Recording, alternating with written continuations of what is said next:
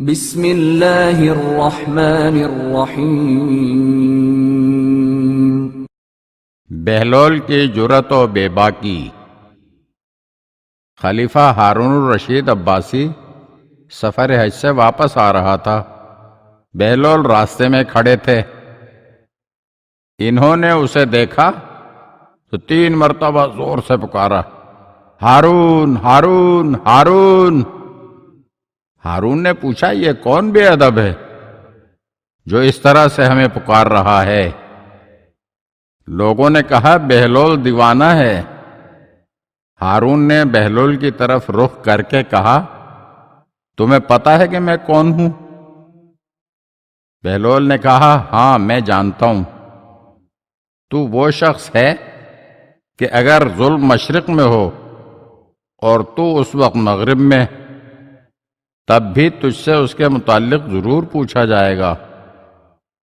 یہ سن کر ہارون رونے لگا اور بہلول سے کہا کہ اگر تمہاری کوئی حاجت ہو تو بیان کرو۔ بہلول نے کہا، میری حاجت یہ ہے کہ حکم دو کہ میرے گناہ بخش دیے جائیں اور مجھے بہشت میں داخل کیا جائے۔ ہارون نے کہا، یہ کام تو میرے بس میں نہیں ہے، میں تمہارا قرض ادا کر سکتا ہوں۔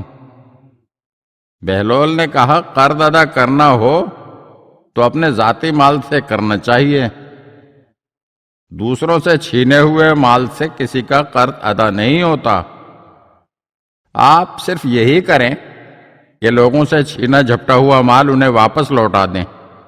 ہارون نے کہا کہ میں تمہارے لیے وظیفے کا حکم جاری کرتا ہوں جو تمہیں پوری زندگی ملتا رہے گا۔